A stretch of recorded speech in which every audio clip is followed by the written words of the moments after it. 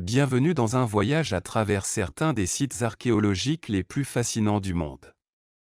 Chacun de ces lieux offre une fenêtre unique sur les civilisations anciennes et les cultures perdues. Rejoignez-nous pour explorer l'architecture époustouflante, les trésors artistiques et les histoires captivantes que ces sites ont à offrir, révélant les mystères du passé et célébrant la richesse du patrimoine humain. Numéro 1. Arkheim, connu sous le nom de la cité perdue de Sibérie, est un site archéologique énigmatique et fascinant situé dans le sud-ouest de la Russie, près de la frontière avec le Kazakhstan, dans la région du sud de l'Oural. Découvert en 1987 par une équipe d'archéologues russes, Arkheim a intrigué les chercheurs et les passionnés d'histoire par sa complexité et les inconnus entourant son origine et sa fonction. La découverte d'Arkheim était accidentelle. Les archéologues exploraient la région à la recherche d'un site approprié pour un réservoir lorsqu'ils tombèrent sur les vestiges de cette ancienne ville fortifiée. Au fil des fouilles, il est devenu clair qu'Arkheim était une colonie de l'âge du bronze,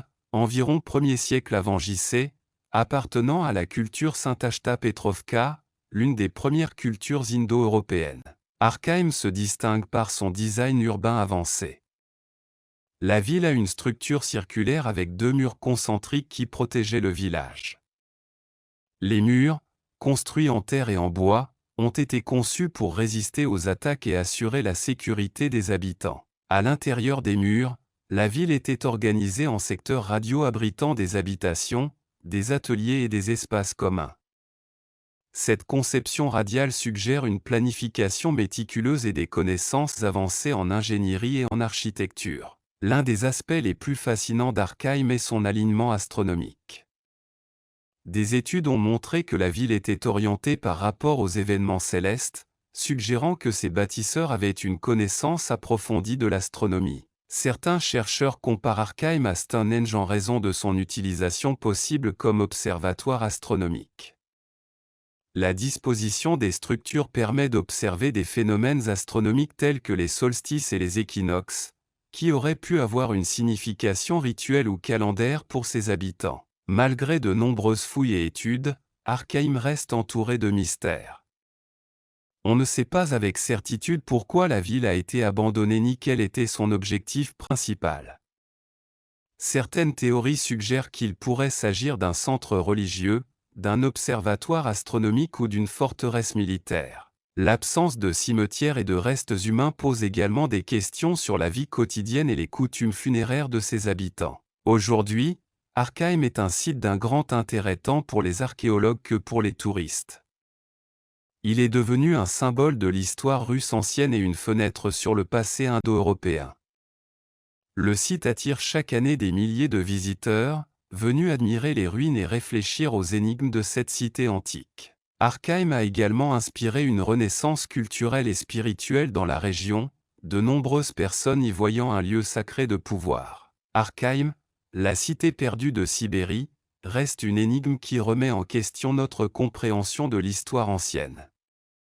Son urbanisme avancé, ses alignements astronomiques et les mystères qui l'entourent continuent de fasciner ceux qui l'étudient et le visitent. Arkheim n'est pas seulement un témoignage de l'ingénierie et de la connaissance des anciennes cultures indo-européennes, mais aussi une invitation à continuer à explorer et à percer les secrets du passé. Numéro 2. Tableau vert. Situé dans le sud-ouest du Colorado, aux États-Unis, il s'agit d'un parc national connu pour ses impressionnantes ruines d'habitation en falaise construites par le peuple ancestral Pueblo, également connu sous le nom d'Anasazi. Ce parc a été créé en 1906 et couvre une superficie de plus de 52 000 acres. Le peuple ancestral Pueblo a habité la région d'environ 600 à 1300 après J.C., développant une société complexe basée sur l'agriculture. Parmi les structures les plus remarquables de Mesa Verde figure le Cliff Palace, la plus grande demeure située au bord d'une falaise, avec plus de 150 pièces et 23 kivas, salles de cérémonie, et la Balcony House, connue pour son accès difficile comprenant des escaliers et des tunnels étroits. Une autre structure remarquable est la Spruce Tree House, l'une des mieux conservées, avec environ 130 chambres et 8 kivas. Les habitations situées dans les falaises ont été principalement construites entre 1100 et 1300 après J.C., à l'aide de blocs de grès et de mortiers d'argile. Ces structures offraient une protection contre les éléments et les éventuelles attaques. Le peuple ancestral Pueblo a également construit des maisons et des kivas sur les sommets des mesas avant de s'installer sur les falaises. Mesa Verde est un site archéologique de grande importance, offrant un aperçu unique de la vie et de la culture de l'ancien peuple Pueblo. En plus des habitations situées dans les falaises, le parc abrite de nombreuses ruines de villages et des greniers au sommet d'une mesa. Les visiteurs peuvent explorer le parc à travers des visites guidées, des sentiers de randonnée et un musée qui expose des artefacts et fournit des informations sur l'histoire et la culture des premiers habitants. Le parc est non seulement un site historique et culturel important, mais offre également de superbes vues panoramiques sur le paysage environnant, avec des canyons profonds et de vastes étendues de plateaux, offrant une expérience unique aux visiteurs intéressés par l'histoire, l'archéologie et la beauté naturelle. Numéro 3. Caral. Caral, au Pérou, est l'un des sites archéologiques les plus anciens d'Amérique.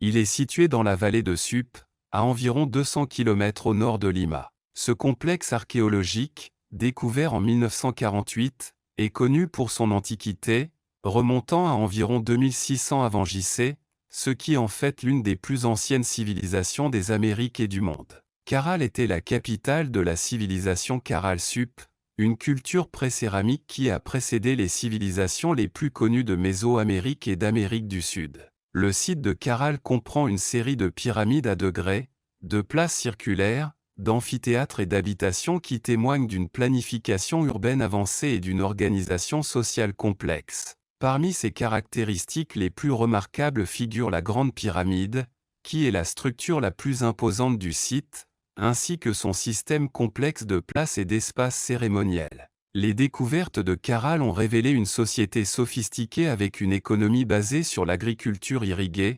ainsi que des pratiques religieuses et culturelles élaborées. Est sitio archeologico no solo es importante por su antigüedad y complejidad estructural, sino también por lo que revela sobre los orígenes y el desarrollo temprano de la civilización en las Américas, desafiando las concepciones previas sobre la cronología y la capacidad cultural de los primeros habitantes del continent américain. Numéro 4. Palenque. Palenque, au Mexique, est un site archéologique important de la civilisation maya, situé dans l'état du Chiapas.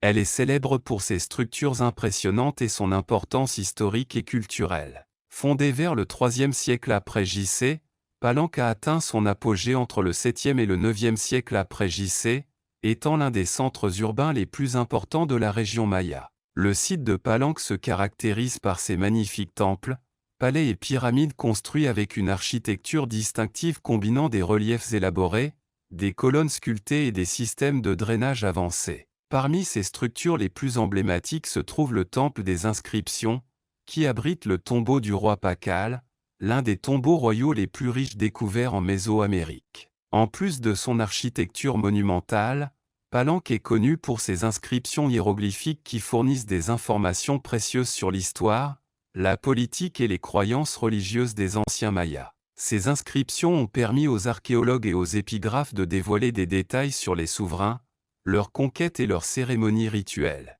Palenque continue de faire l'objet d'études et de recherches, révélant continuellement de nouvelles découvertes qui enrichissent notre compréhension de la civilisation maya.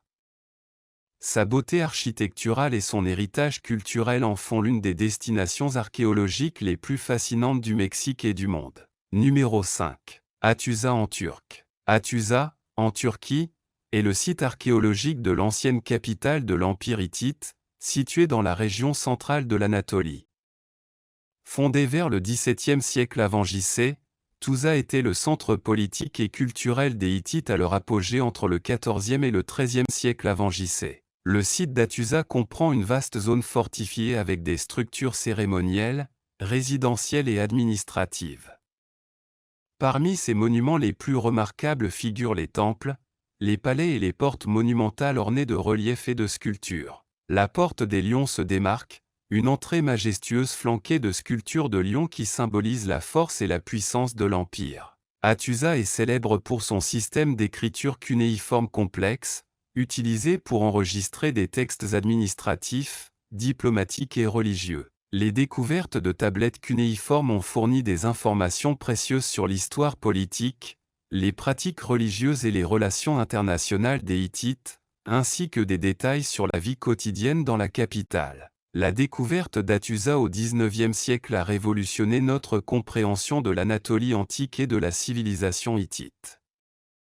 Aujourd'hui, c'est un site du patrimoine mondial de l'UNESCO qui attire des visiteurs et des universitaires du monde entier, offrant un aperçu fascinant de l'une des cultures les plus influentes de l'âge du bronze. Numéro 6. Académie bouddhiste de Larumgar. L'Académie bouddhiste Larumgar, dédiée aux enseignements bouddhistes en Chine, a été créée en 1980 et est finalement devenue la plus grande université bouddhiste du monde.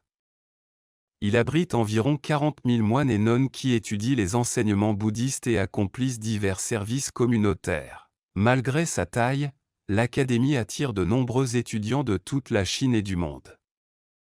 Les bâtiments de l'Académie sont caractérisés par les petites maisons rouges où résident les étudiants, situées à flanc de montagne. Bien que l'Académie soit alimentée en électricité, elle ne dispose pas d'un système d'eau, les étudiants doivent donc puiser l'eau des puits jusqu'à leur maison. Numéro 7.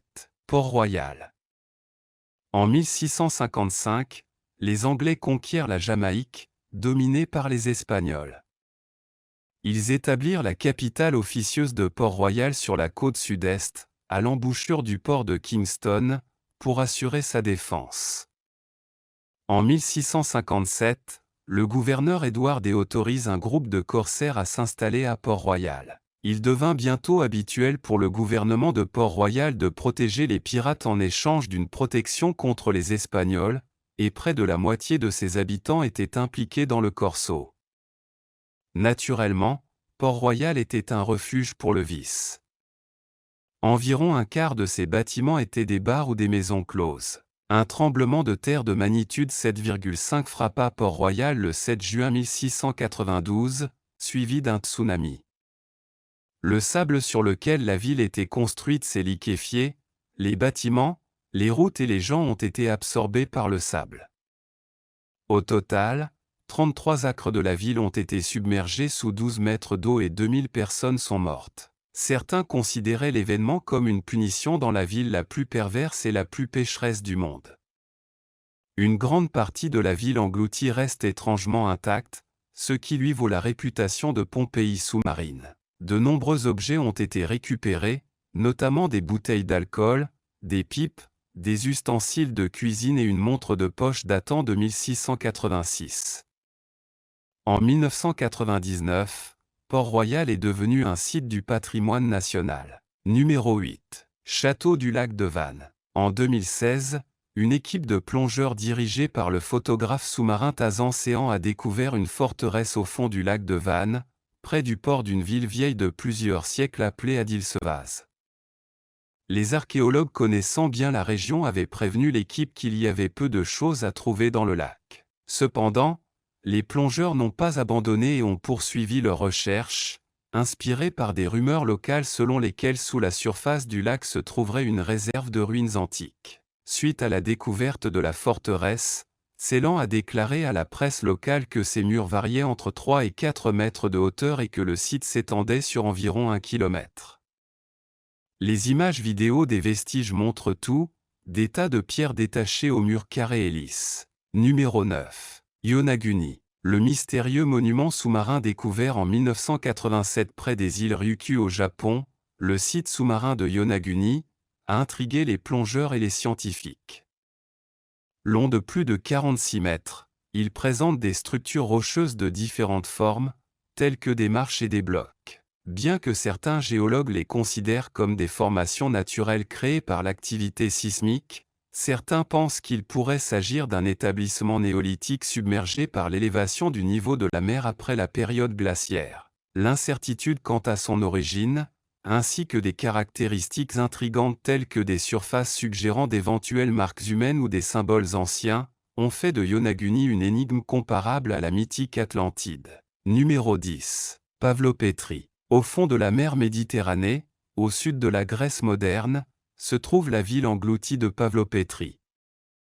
Les archéologues pensent que ce port autrefois animé, aujourd'hui à 4 mètres sous l'eau, est la plus ancienne ville submergée jamais découverte, dont les origines remontent à environ 5000 ans. Pavlopétrie a prospéré pendant plus de 2 siècles avant de sombrer vers 1000 avant JC à cause d'un puissant tremblement de terre qui a modifié la topographie de la région. Le géoarchéologue marin Dr Nicholas Fleming a découvert Pavlopétrie en 1967.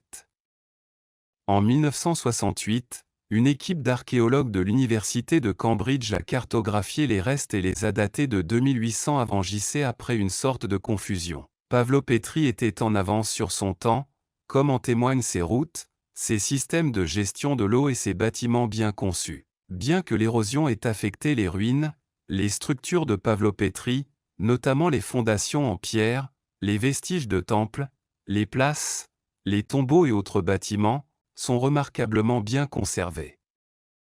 Les habitants de la ville étaient probablement des agriculteurs, des pêcheurs, des éleveurs et des producteurs de textiles. Pavlopétrie occupait une position importante le long d'une importante route commerciale.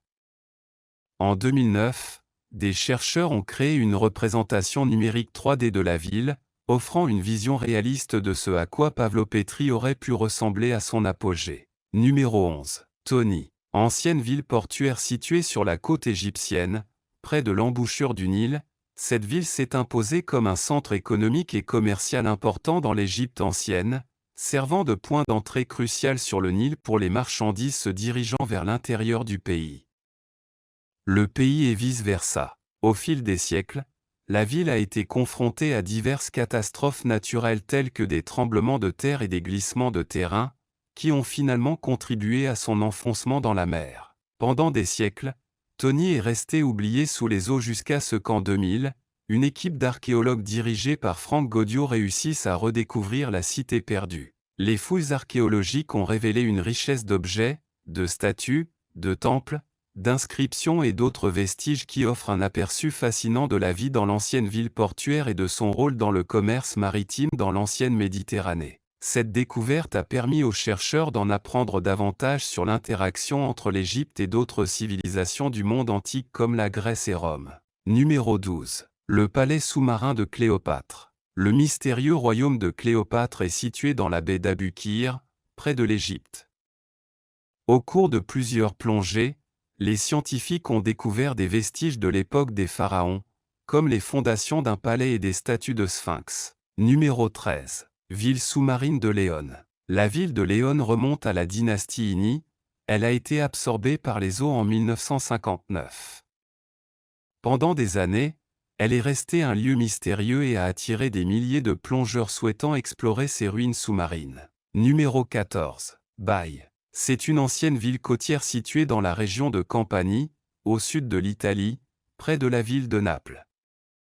À l'époque romaine, Baiae était un centre touristique et résidentiel prospère pour ses villas luxueuses, ses thermes et ses paysages pittoresques. C'était une destination prisée de l'élite romaine, notamment des empereurs et des aristocrates, qui y construisirent de magnifiques résidences.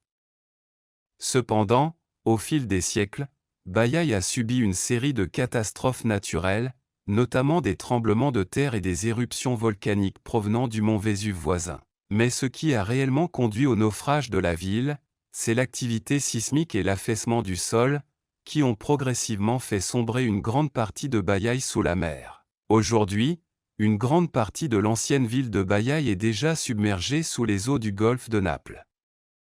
Les archéologues ont mené de nombreuses investigations sous-marines pour étudier les vestiges de cette cité perdue. Parmi les découvertes les plus remarquables figurent les ruines d'anciennes villas romaines, des mosaïques, des statues et des structures thermales. Les ruines sous-marines de Baiae offrent un aperçu fascinant de la vie quotidienne dans la Rome antique et constituent une destination prisée des plongeurs et des archéologues sous-marins. De plus, certains vestiges archéologiques ont été préservés et peuvent être visités dans les musées locaux, offrant ainsi une fenêtre sur le passé glorieux de cette ville engloutie.